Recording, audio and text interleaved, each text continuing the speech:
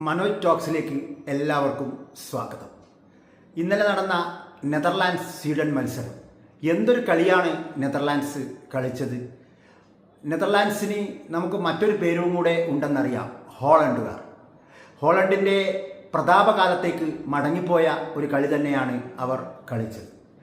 സ്വീഡനാവട്ടെ മനോഹരമായ ഒരു ഗെയിം പുറത്തെടുത്തു. പക്ഷേ അവർക്ക് ട്യൂണീഷ്യക്കെതിരെ നടത്തിയ ഒരു തേരോട്ടം നടത്താൻ സാധിച്ചില്ല. 5-1 എന്ന ക്രമത്തിലാണ് മത്സരം അവസാനിച്ചത്. നെതർലാൻഡ്സിൻ്റെ കോച്ച് റൊണാൾഡ് കൂമാൻ്റെ തന്ത്രങ്ങളാണ് ഇവിടെ പ്രധാനമായിട്ടും വിജയിച്ചത്.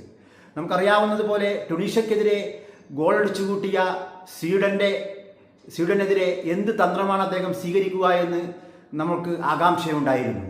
സാധാരണ ഇങ്ങനെ കളിക്കുന്ന ടീമുകൾക്കെതിരെ അതേപോലെ തിരിച്ചടിക്കാനാകും ഓരോ കോച്ചും ശ്രമിക്കുക. പക്ഷേ ഇവിടെ കൂമാൻ തന്ത്രം മാറ്റിയൊഴിഞ്ഞു. ആക്രമിക്കുന്ന ടീമുകൾ മൈതാനത്ത് ഒഴിച്ചിടുന്ന സ്പേസുകൾ ഉപയോഗിച്ച് ആക്രമണം നടത്തി ഗോളടിക്കുക എന്ന തന്ത്രമാണ് കൂമാൻ ഇവിടെ സ്വീകരിച്ചത്. ഗ്രൗണ്ടിൻ്റെ ലെങ്ത്തും വിങ്ത്തും നന്നായി ഉപയോഗിച്ച് വാരിക്കുട്ടിയ അതിഗംഭീരമായ ഒരു വിജയമായിരുന്നു ഇന്നലത്തേത്. ഉപയോഗിക്കാൻ അറിയുന്നവരുടെ കയ്യിൽ കിട്ടിയാൽ നന്നായി തേച്ചുമിനിക്കാൻ പറ്റിയ ഒരു ആയുധമാണ് ഗോഡി ഗാക്പോ. അതാണ് ഇന്നലെ സംഭവിച്ചത്. ലിവർപൂളിൽ നമ്മൾ ഒരുപാട് തവണ അത് കാണുകയും ചെയ്തിട്ടുണ്ട്.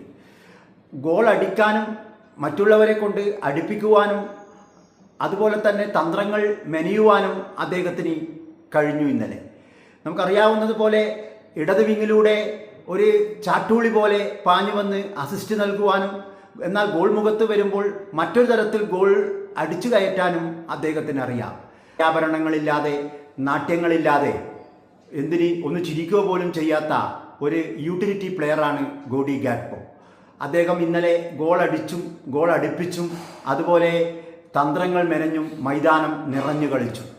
ആകെ ഒരു സങ്കടമായിട്ടുള്ളത് അദ്ദേഹത്തിന് ഇന്നലെ ഹാട്രിക്ക് നേടാൻ കഴിഞ്ഞില്ല എന്ന് മാത്രമാണ്. ഞാൻ ബ്രോമിയുടെ കൃത്യമായ പൊസിഷനിങ്ങും ഫിസിക്കും അതിനൊത്ത് ഉയർന്ന ഒരു ടീം ഗെയിം കൂടിയായപ്പോൾ ആദ്യ ഗോളുകൾ വന്നു.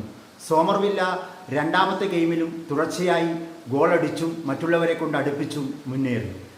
തിജാനിയും ഡിജോങ്ങും എണ്ണയിട്ട യന്ത്രം പോലെ മിഡ്ഫീൽഡിൽ പ്രവർത്തിച്ചു. ഡെൻസിലിൻ്റെ 2 കൃത്യമായ അസിസ്റ്റുകളും വന്നു. എലാങ്കയുടെ ഒരു പാസ് പ്രതിരോധിക്കുന്നതിൽ പിഴവ് പറ്റിയതൊഴിച്ചാൽ പ്രതിരോധവും വളരെ നന്നായിട്ട് മുന്നേറി. അതുപോലെ ഗോൾ പോസ്റ്റിങ്ങിൽ വാൻ ബ്രുഗനും നന്നായി നിന്നു.